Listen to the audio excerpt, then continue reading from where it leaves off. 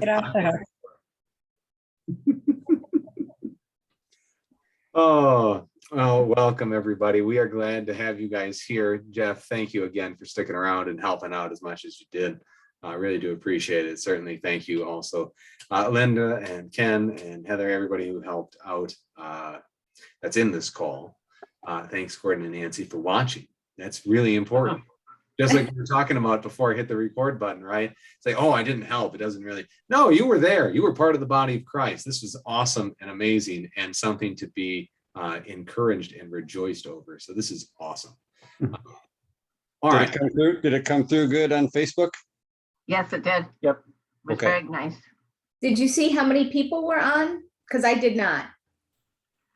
I think at one time I saw like 5, Okay. but there could have been more. And Yeah. And I saw that a couple of different people made comments, so that was good. yeah, You know, That is good. I don't know if everybody shows up that logs in. If you're not going through Facebook, maybe it doesn't show up. I don't know.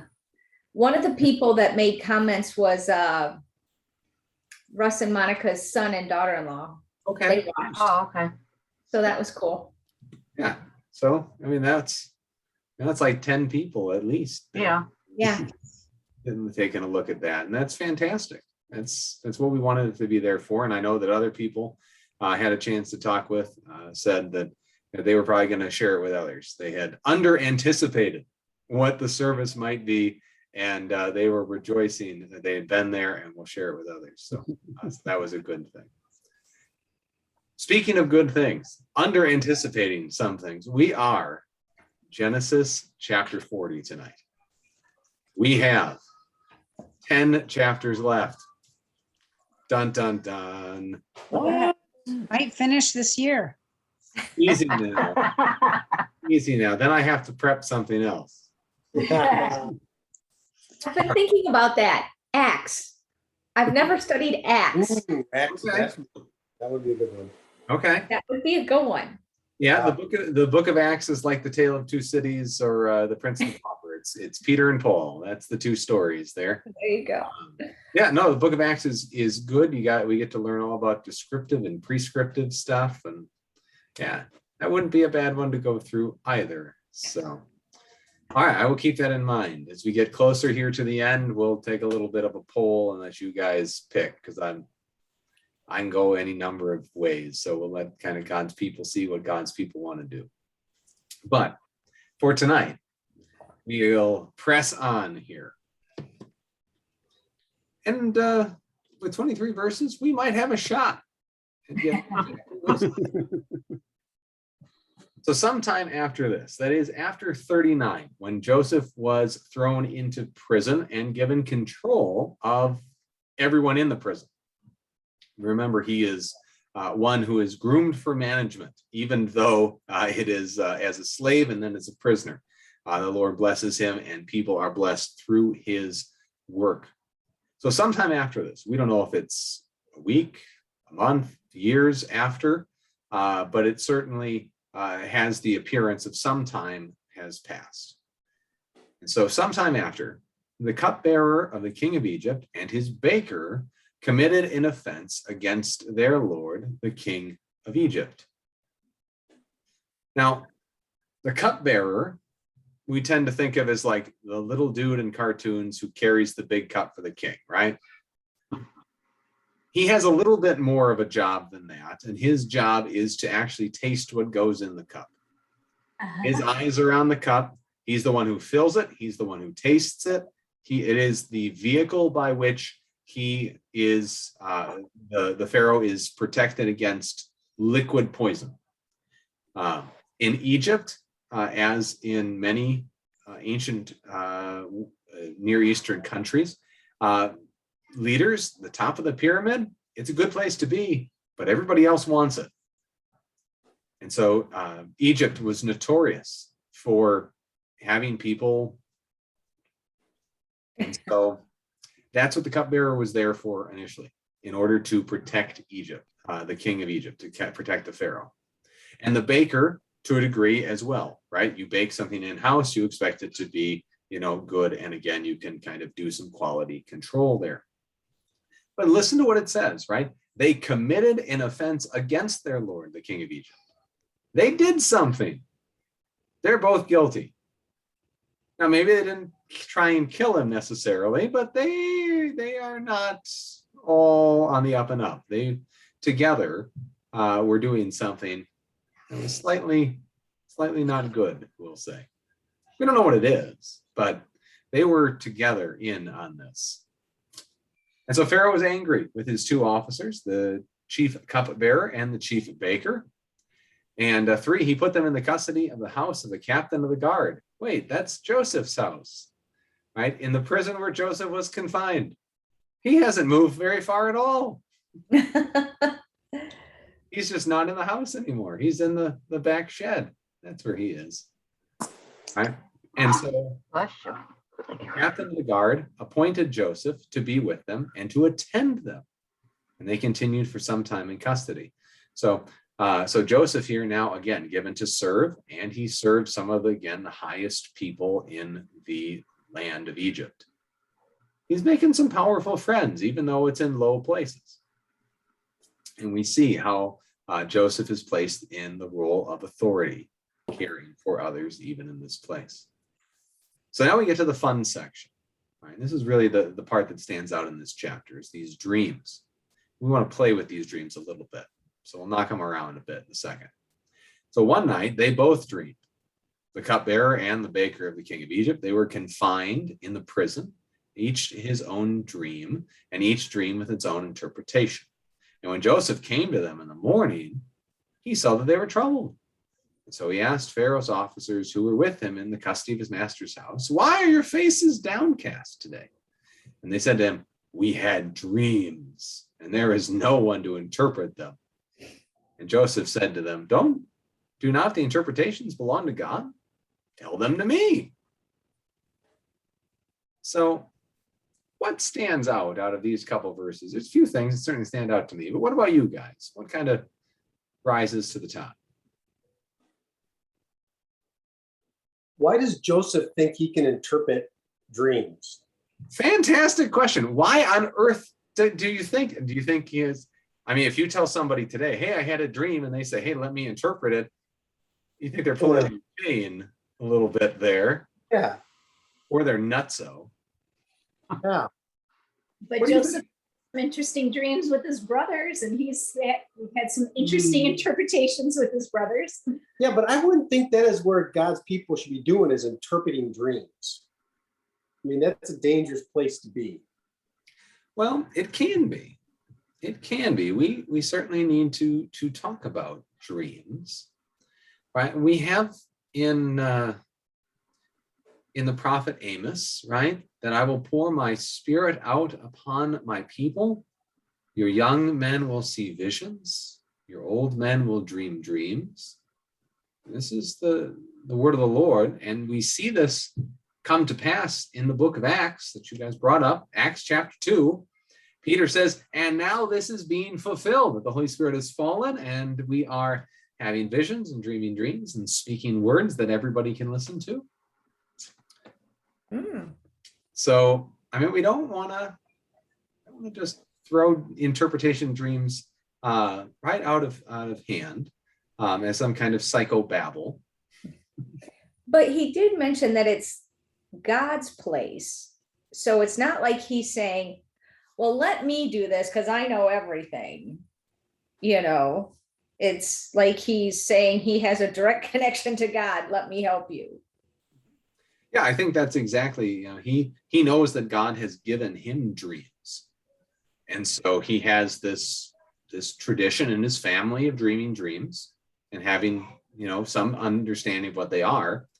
And he knows that he has a relation with the Lord. And so he said, don't they all belong to God? Really interesting.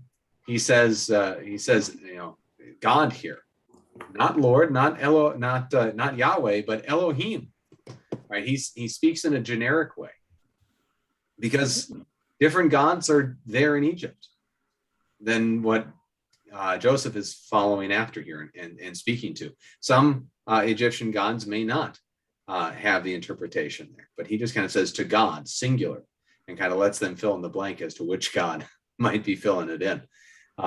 So here, very, very kind of aware comment there by Joseph. But I think just a faithful one. I don't think he's trying to particularly be sneaky. He's just trying to be faithful. So yeah, so if we hear a dream, we can certainly take it to God and see if God gives us an answer. God may not, but he might. And we might gain some understanding from that. Sure. Good. And what else? Isn't that, I'm tying this to Daniel for some reason. Didn't he do that also?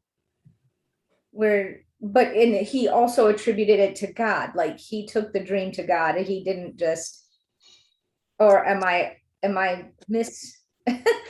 Well, Daniel one-ups Joseph. So Joseph says here, tell me the dream, I'll tell you what it means, right? So like a good psychotherapist who listens to the chaos that's being made order out of a person's dream as they explain it, and then offers some insight, right? That's what Joseph does. Nebuchadnezzar in the book of Daniel, he has a dream and it scares him white. Right, yeah. And so his magi, his interpreters, his magicians, wise men of his age, they say, okay, king, tell us the dream and we'll tell you what it means. And he goes, no. If you're really able to do this, then you tell me the dream and you tell me the interpretation. Otherwise, you're all going to die. And he threatens to kill every single one of them if they don't get the dream right and the interpretation right.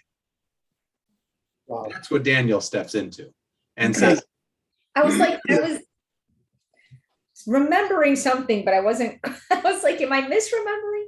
no, very similar, very, very Okay. similar. Just Daniel takes it up one notch or so, turns it to 11. The word dream, though, is there a different interpretation for it than just, I mean, because we've had people talk about visions, right? I mean, where Abraham sees the burning bush, where that could almost be interpreted as a dream. So, I mean, are these dreams they had while they were asleep, or what is? Yeah, you're right in terms of, we have had a number of terms that we have used throughout the book of Genesis to describe how God might make himself known. Yeah, exactly. Right. Might talk to them. The words here is dream, like the kind of thing that happens when you are asleep. Okay. It is a holim, and that's a thing that happens when you sleep. So when Joseph is asleep, so in the New Testament, there you go, let me change Joseph's on you. In the New Testament, when God wants Joseph to take Mary and Jesus to Egypt, he comes to him in a dream, in an olim, while he is sleeping, not in a vision while he's kind of somewhat awake, but in a time where he is resting, the Lord comes to him and speaks. So, and the same thing is happening here. Cupbearer, baker, the king, they have a dream at night. They wake up, and Joseph understands some body language, some like faces, and what's up, guys? Why are you so sad? Right? Because they had some crazy dreams. So I have a question, Pastor. At this point, does Joseph, I mean, he knows that they're in jail because but does he know what the charge is against them for why they're in prison? I think so. Okay. I think he understands why they've been put there. That would have been fairly public, and he's in charge of them, right? So he's in charge of caring for them, kind of managing them. There's no reason they wouldn't have said, it's all a big mistake. It's the cupbearer's fault. It's the baker's fault. It's the, whoever's fault. I don't belong here kind of deal. So very interesting though, that right, even in this ancient world, you have this commonality that they are used to people interpreting dreams, where we tend to say, the dream is just the brain trying to make order out of the chaos that you went through, or seeking a pathway to make sense out of what you couldn't. They see this as a place where, we'll say, where information can be found that's outside of us. There is most of the time, we don't get into the whole psychobabble stuff of psychology and whatnot. And I wouldn't recommend a lot of stuff, but there's a psychologist who comes after Freud. We know Freud, and we know that, his envies of various things. And he's not like super off, but he's a little off. He has a guy who follows him called Jung, Jung. And Jung has some crazy things to say. But one of the things that he does talk about is that dreams are places where knowledge outside of us can be given to us. It's where, for Jung, it happens to be where the stories that form us, so kind of the meta narratives of our history, our culture, our situation, find their way kind of to form our actual narratives that we're dreaming about. It's kind of how heritage forms you in a subconscious way. But nevertheless, even psychology will do a little bit, like I said, with kind of interpreting dreams. It's not just all silliness. There is something there. We'll talk more about how or why we might interpret dreams in a little bit here. So let's go on. Let's get into the dreams. And then we can play around with whether or not it's just silly things. So the chief cupbearer told his dream to Joseph, this is verse 9, and said to him, in my dream, there was a vine before me, and on the vine, there were 3 branches. As soon as it budded, its blossoms shot forth, and the clusters ripened in grapes. Pharaoh's cup was in my hand, and I took the grapes, and I pressed them into Pharaoh's cup, and placed the cup in Pharaoh's hand. And Joseph said to him, well, this is the interpretation. The 3 branches are 3 days. And in 3 days, Pharaoh will lift up your head and restore you to your office, and you shall place Pharaoh's cup in his hand as formerly when you were his cupbearer. Only remember me when it is well with you, and please do me the kindness to mention me to Pharaoh so as to get me out of this house. For I was indeed stolen out of the land of the Hebrews, and there also I have done nothing that they should put me into the pit. All right. So, Joseph makes his plea. We know that it goes on deaf ears, but how does the dream strike you guys? As those who kind of read now a little bit figuratively through this book of Genesis, how does this dream strike you? Father, Son, and Holy Spirit, the 3 branches. Okay. He's big, yeah. So we have some divinity here. Most certainly. Joseph's probably not looking for that in quite the same way. He goes to time for these things. What else sticks out?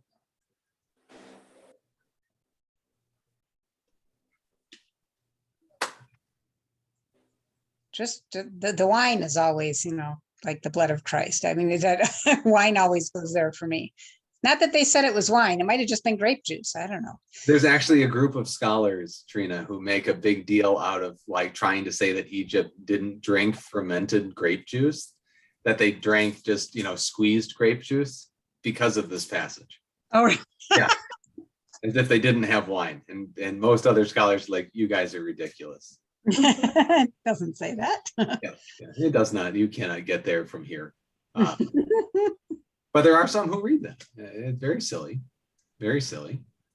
Well, because it doesn't say that it took the time to ferment. It says that he squeezed the grapes and gave him the cup. So, Yep. But it's a flippin' dream.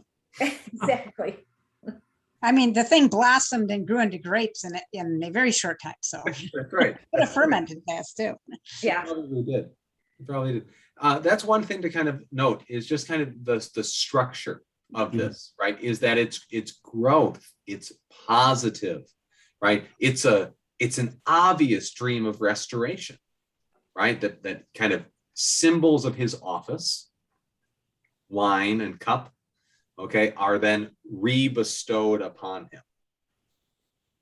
And so when you take the numerology 3, we go with divine there, most certainly for us.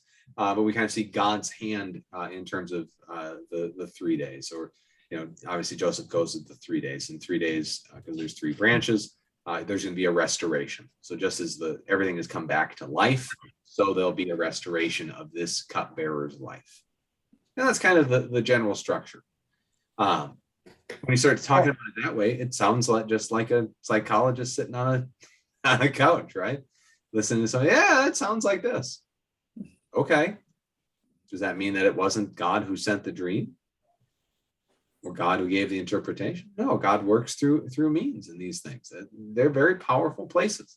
Our dreams, yeah, they help us make sense. And the Lord sometimes sends us dreams that aren't necessarily new revelation, right? But help us to make concrete understanding of what's going on in our own lives, and how the Lord might be at work in that. And so that's really what to think about with dreams, is that, the Lord can send them to us. And when he does, we should seek to make sense of them, because they're God helping us to understand something of the world, something of what's going on, not a new revelation. And that's where we want to stay away from. When somebody says, oh, I had a dream and Jesus ain't it, there's somebody else. That's what, cut it off. Yeah. Send them back to the pit. Something about the wine in the cup in the New Testament. All right. Good. Yeah. So interesting here. I did find this in some of the research looking up this, right? So it sounds like Joseph is just kind of being polite, right? Remember me when it's well with you, right? Mention me, did the kindness of mentioning me. This is Joseph's payment for the dream interpretation. Interpreting dreams isn't necessarily a free thing. The Egyptians wouldn't have looked at it as a free service. This is something you pay for. And Joseph doesn't want money, he wants out. And he wants this guy. And so this guy is skipping out on the bill, so to speak. So the last thing that really stood out to me here is what Joseph says in verse 15. For I was indeed stolen out of the land of the Hebrews. How many Hebrews are there? Well, one grouping. Yeah, there's one grouping. 70 persons will come down at the end of this Joseph narrative. 70 folks. Is there really a land of the Hebrews at that point? There's like a cul-de-sac of the Hebrews. No, but they were in the promised land, right? I get you with that. I don't disagree with that, and that it is the promised land. It is the land of the Hebrews. But I think it's interesting that Joseph here again, and he did this with it. All interpretations belong to God. He makes these wonderful statements of faith that I don't think the outside world necessarily would totally understand. And I think that's okay. It's okay to have a firmness of faith and to express it, and sometimes for the world not to fully understand.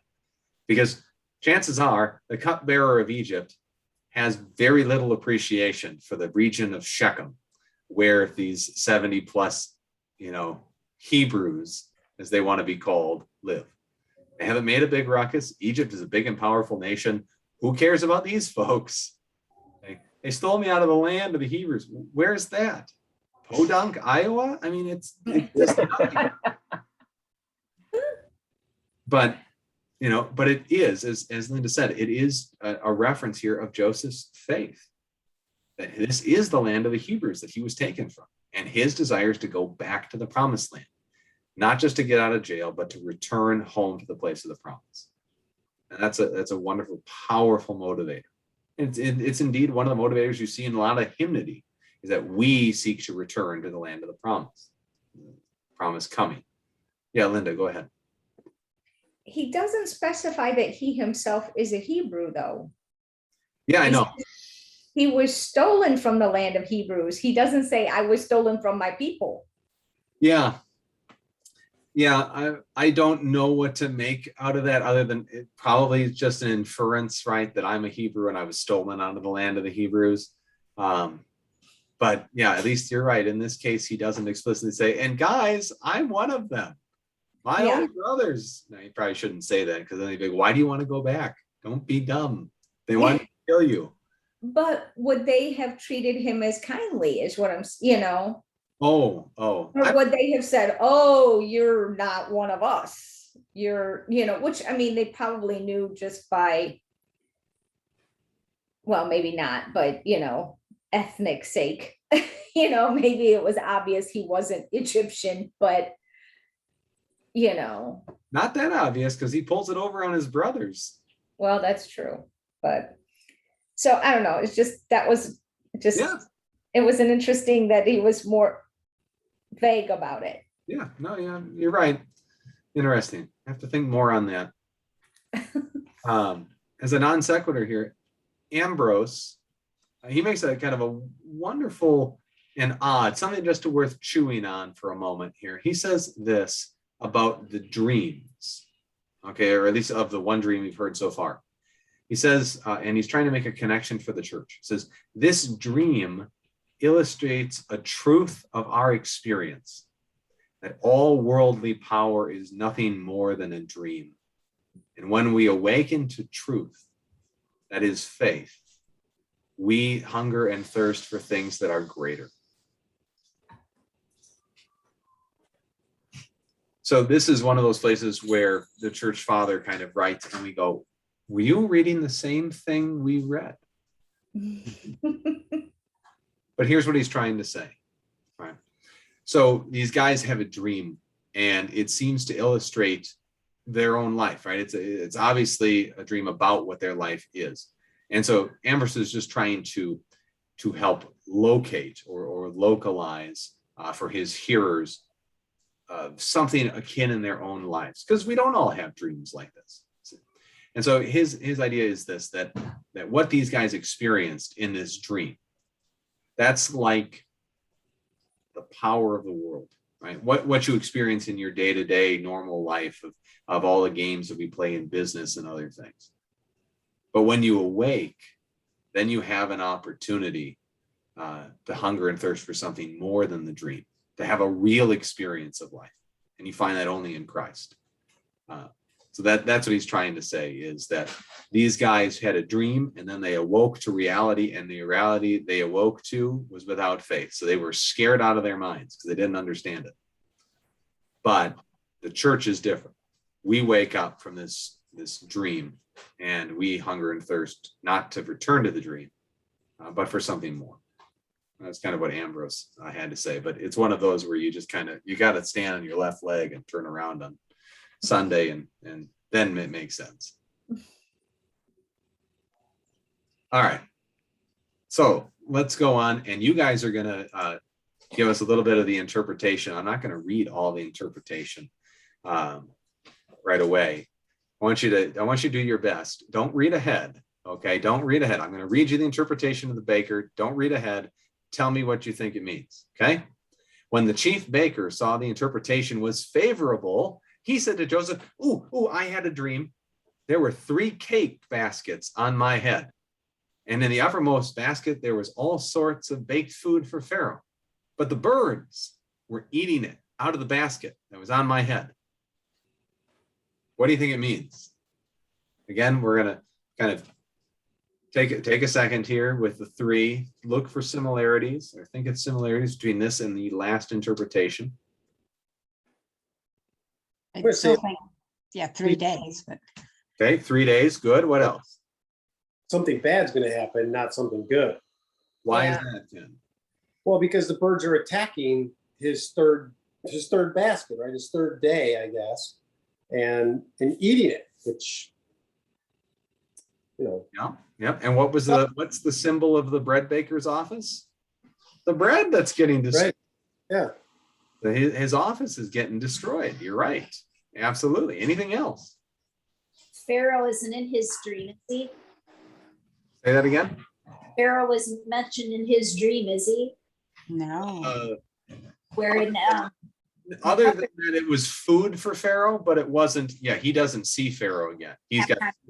Yeah. He doesn't hand it to him, doesn't give it to him, right? Yep. There's a distance. Yeah, he doesn't get to go back into Pharaoh's presence. You're absolutely right. Well, I think you guys nailed it. So this is what Joseph said. This is the interpretation. 3 baskets, 3 days. Cha-ching. 3 days, Pharaoh will lift up your head from you and hang you on a tree, and the birds will eat the flesh from you. Ew. Yeah, I know. That's a little gross, but you guys nailed it. You guys absolutely got it, right? 3 days, he ain't going to see Pharaoh. He's going to be dead, and the birds are going to eat him. And here's what happens, verse 20. On the 3rd day, which was Pharaoh's birthday, he made a feast for all his servants and lifted up the head of the chief cupbearer and the head of the chief baker among his servants. And he restored the chief cupbearer to his position, and he placed the cup in Pharaoh's hands. But he hanged the chief baker as Joseph had interpreted to them. Yes, the chief cupbearer did not remember Joseph, but forgot him. Uh-oh.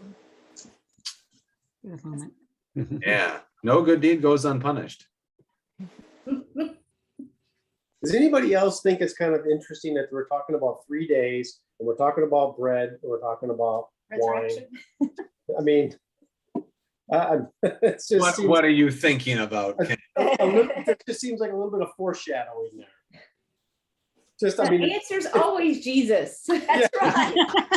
Okay, it's been 40 chapters, Pastor. We know the answer's always Jesus. We finally got it drilled in. That's you guys are reading this better than me, because I'll be absolutely honest, Ken. I had not looked at this and said 3 is bread and wine, and went, oh, when you said that. See how good you drill it into us? I know you guys are great. You guys are great. Yeah, And it's even chapter 40, and 40 is big too. it is. It There is. you Oh, yeah, true. yeah, look You at think that, about Trina, that. nice connection. Yeah, Good job, Trina. connection. So Always Jesus. there's a couple things here. I got a couple comments from Luther here, and Luther didn't have a lot to say on this chapter. One of the things that he says, and I think this is just kind of good, Luther has a habit of imagining a situation, imagining the scriptural story, and then sometimes adding to it in order to help make sense of it. And he does that here. He talks about how Joseph only gives these interpretations after prayer, because saints don't rush into things, but in wisdom call upon the Lord and seek his will. Right? So, I mean, Joseph does imply this, right? All interpretation belongs to the Lord. And so Luther takes that as an opportunity then to say that even though the text doesn't say that in the next, that, okay, he heard it, he prayed, and then he offered, that there was probably a moment of prayer. Joseph didn't just kind of blurt it out. I kind of like the idea of Joseph just blurting it out, because, once you've heard the first one, the second one is just self-evident. But yeah, so that's kind of the first one. First kind of thought here. Saints do well not to rush into things, but in wisdom we call upon the Lord. And so, when somebody shares with us something, pause. It's okay to pause, not to have an answer right away, and to pray and ask God for wisdom, how we might ask, how we might answer, how we might, try to interpret. So. Now, my favorite comment, I think, in all of, and we're in volume 7, by the way, of Luther's works that have been translated into English. You have went through volume 1, 2, 3, 4, 5, and 6. You are part of the way through volume 7 now, about 100 pages into it. Just so you guys know, in terms of how much Luther you have passed through now. You know how long-winded he can be. This is his opening salvo when it comes to chapter 40. In this chapter, there is nothing at all for us to linger over. There's a ton there. Yep. I agree with you, Ken, but that's it. That's what you get. And then That's all you get for the whole chapter. That's all you get, huh? no, I wish. Yeah. Oh. No. Oh. He says that, and then we have like 20 pages of stuff. To not linger over. We're not lingering over it. So It's only 20 pages, not 120 pages. you are right, because I think you get through chapters 1, 2, and part of 3 in volume 1. Yeah. So it definitely goes a bit. So good. Look at that. We even have time.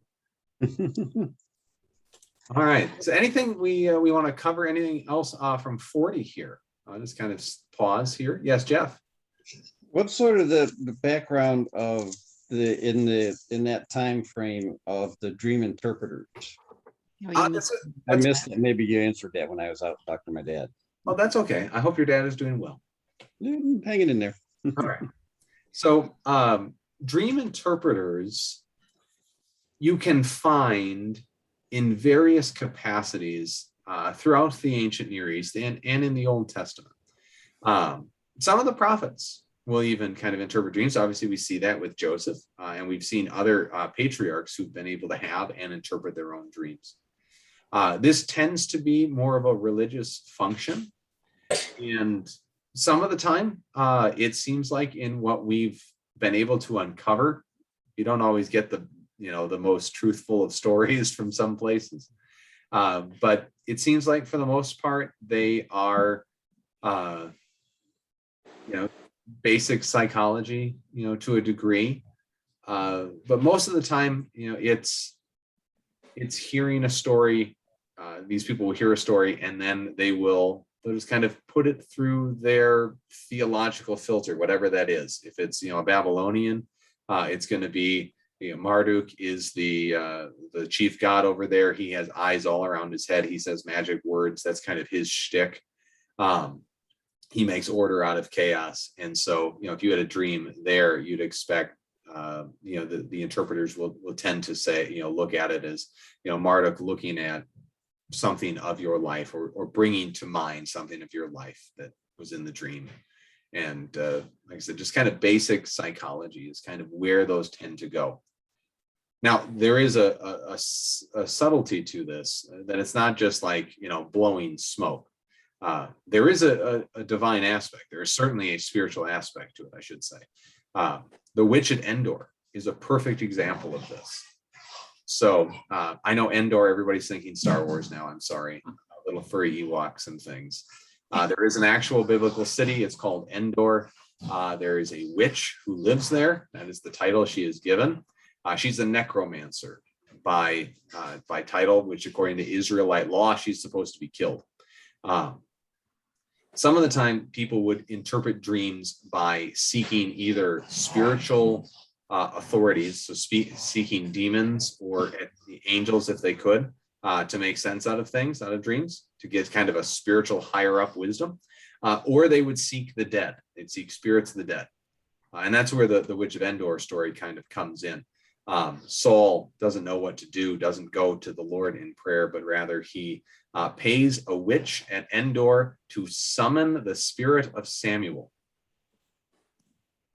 And he shows up. And he's mad at Saul. Why are you doing this? And of course, the witch freaks out too, because she expects Saul to kill her, because she actually did it. But that has a whole bunch of different connotations and different things we have to kind of work through. But the long and short of it for you, Jeff, is that there were some who kind of, like Joseph, did this more basic psychological explanation. But there were definitely aspects to the interpretation of dreams that relied on external spiritual powers to give insight either into the future or into things that couldn't be known. And we see that in Daniel too. So that's kind of. Yeah, I've always sort of pictured him as a sorcerer or the gypsy with the tarot cards, Yeah, and you're not wrong. You're not wrong in that. They're magic and the use of spiritual powers to ascertain unknown knowledge. Those are both real things and things that I think we should avoid. But certainly they are real things. I know that Disney has done us no favors in such things, kind of made them into cartoonish, things that don't exist. But magic is real. I know I sound like a crazy person, but powers of evil, the ability to hurt and harm, and to know things unknowable outside of other people's spiritual power. The world is definitely not built in the way we always think it is. So, so we should cling to the Lord because He is known to us, and that's a good thing. So, like Joseph being a man of God, interpreting dreams, are there still people that work for the church that interpret dreams? And how do you know which dreams you should talk to somebody about? Because I've had some pretty crazy dreams. Like, well, that doesn't make any sense at all to me whatsoever. And then you just like finish your cup of coffee and it's gone. You know, it evaporates by 9 o'clock. Yeah. There is no formal role of dream interpreter in the church in any denomination that I'm aware of. We have exorcists that still exist, and they're in the Catholic Church primarily, although there are others who exist in other denominations. Really, any Christian could interpret a dream, but Paul will say in the New Testament, and he says this particularly about the scriptures, but I think it would be wise to add it to dreams, that unless you have an interpreter around, you probably should keep your dream or your new insight to yourself, is what Paul says. If you're speaking glossolalia, if you're speaking with tongues, don't speak unless there's an interpreter. That's what Paul says. It's probably the same advice when it comes to dreams. As far as whether or not you should talk about a dream with somebody, I think if the dream affects you, it's fair game, right? So what we see in this example is both of these guys are absolutely flummoxed. They woke up, they remember the dream, they don't understand it, but they know it has significance, right? There is a spiritual significance that has been impressed upon them by this dream. It is not just man, I woke up and I had a weird dream about a tractor. Right. Okay, great. I don't feel like there's any spiritual issue here. And by, like you say, by about lunchtime, I've completely forgotten it. Right. That's, it's the dreams that stick with you, right? That when you wake up, you know that something's happening and it's not fading, right? It's not just a mental walkthrough. It's something that's been given, planted, as you might say. That's one that you talk to people. Yeah. Linda, you've been trying to get. So I have this commentary that a former pastor gave me that I look at every so often when we're doing this. Yes. So what it says in here about Joseph and the dreams, it says he reminded them of the fact that God, who sends significant dreams, is the only one that can furnish authentic interpretations. But he intimated that at the same time that the gift of interpretation might be found with him. For he must have known that the Lord revealed things to him in this manner. Then it says, this is the part I found interesting. Christians will neither attach an undue significance to dreams, nor will they ridicule the idea that God, even now, may reveal matters to men in this manner. So they're saying maybe you shouldn't put major significance on it, but God does do this. Oh, I thought it was just kind of interesting. Yeah, no, I that's absolutely wonderful. C.S. Lewis wrote Screw Tape Letters. If you guys have ever read Screw Tape Letters, it's a wonderful book. If you haven't, it's worth your time. I've read about 3/4 of it. It's a series of letters written between Screw Tape, who is an underling tempter demon, and his uncle Wormtongue, who is lower in the ranks, we'll say, because it's hell, so everything's flipped. You want to be lower, not higher. So they talk about how to tempt a young man and all sorts of things. Wonderful kind of trying to figure out of things. But one of the things that Lewis really does draw in there is the idea of making light, right? There's one point where the young man, the patient, as he's called, is wanting to go to church. And you would think demons say no to church, bad idea to church, right? And Wormtongue sends a letter to his nephew and says, no, you get his butt in the pew. You get his butt in the pew every Sunday that you can, because you want to make sure that you make hay out of it and you make trivial what happens there, and you make annoyed, right? So then he'll go and the demon will try and make him annoyed at the woman's hat in front of him, or the deacon's laugh, or the poorness of the sermon, or whatever the case is. There's kind of a triviality that comes along that the demons try to do. And we find that kind of triviality, this is my whole point, in Western society, where religiosity, where dreams and even interpretations of dreams have been made silly or minor or way off the radar. We have missionaries, even today, who, particularly in places like the Korea border and in places in Africa where there is large persecution of Christians by Muslims and others, you get people nearly weekly, according to some of these, who will come and they will say, I don't know who this person was, but I dreamed a dream of a man named Jesus and he said, go here. And so they'll show up. Oh, So then they, can you tell me where he is? Can you tell me more about him? Right. And there are many stories like this of the Lord sending these very direct dreams to people in, particularly in non-Western cultures, we'll say. Not that it doesn't happen today, it does. But sometimes people get it confused with, hearing voices in their head or other things. So if you do hear voices, you should certainly get that checked out, but also be aware it might just be the Lord calling to you. So, so you should play that on both fronts, just to be safe. Good. Great question about dreams. Good stuff.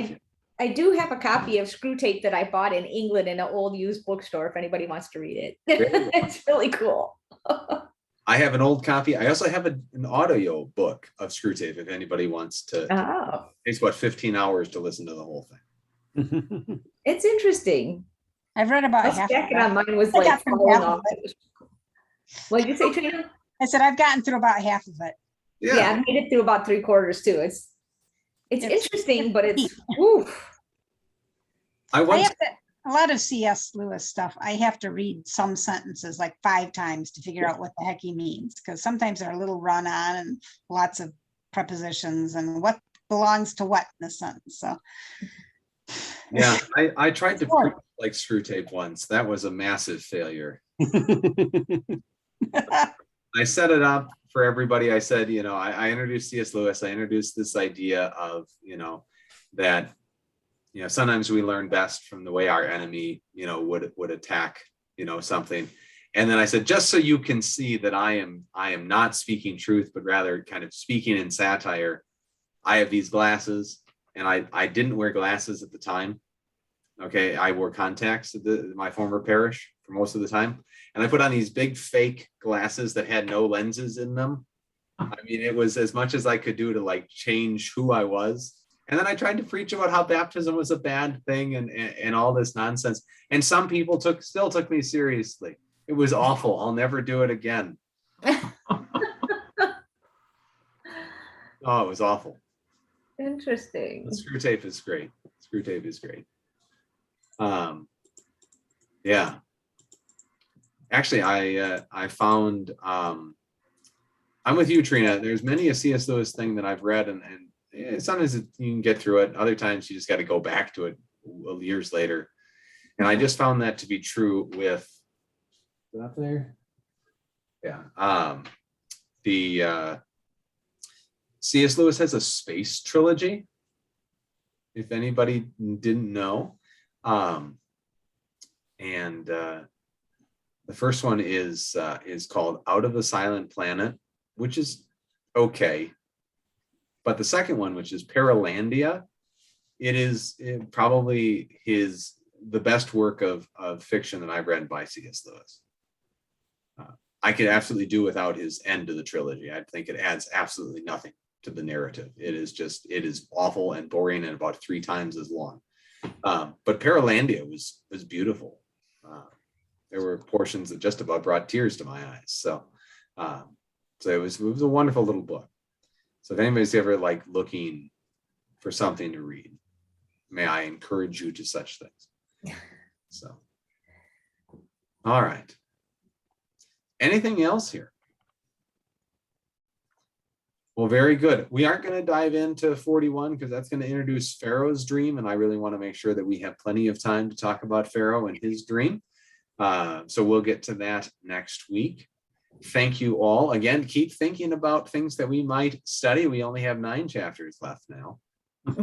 So, we'll have to see what comes of it. Acts is certainly on the table. Revelation is on the table as well. But we can do whatever. So, Linda. If anybody cares, there's an organization called the Fellowship for the Performing Arts, and the guy does a lot of C.S. Lewis on stage. Right now they're touring The Great Divorce, and it's coming to Grand Rapids in November. Really? But he also does, huh? That's a weird book. I've never read that one.